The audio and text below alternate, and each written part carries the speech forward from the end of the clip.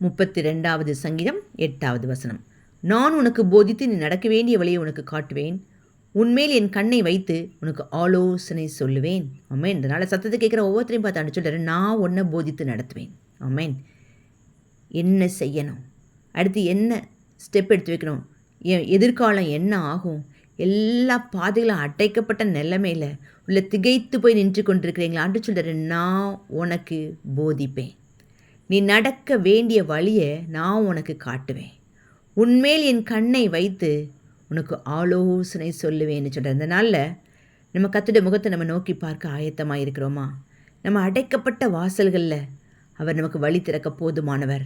திகைத்து நிற்கிற இடத்துல நம்ம போதித்து நடத்த போதுமானவர். ஒருவேளை நீங்கள் ஆண்டவர்கிட்ட சொல்லலாம், அப்பா என் பாதை எல்லாம் அடைக்கப்பட்டிருக்கிறது, அடுத்து எனக்கு என்ன செய்யணும்னு தெரில, ஒருவேளை என் எதிர்காலம் என்ன ஆகுமோ, இது இப்படியே இருந்துருமோன்னு சொல்லி நீங்கள் பயப்படுறீங்களா? ஆண்டு சொல்கிறார், இல்லை, உன் எதிர்காலம் இன்றைக்கி இருக்கிற உன் வாழ்க்கை இது இல்லை, உன்னோட எதிர்காலம்.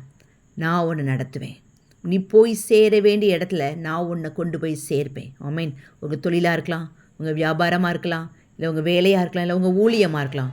கர்த்தருடைய முகத்தை நோக்கி பாருங்கள், அவர் உங்களை போதித்து நடத்துவார். அவர் நம்மளோட மேலே கண்ணை வைத்து நமக்கு ஆலோசனை சொல்லுகிறவர்.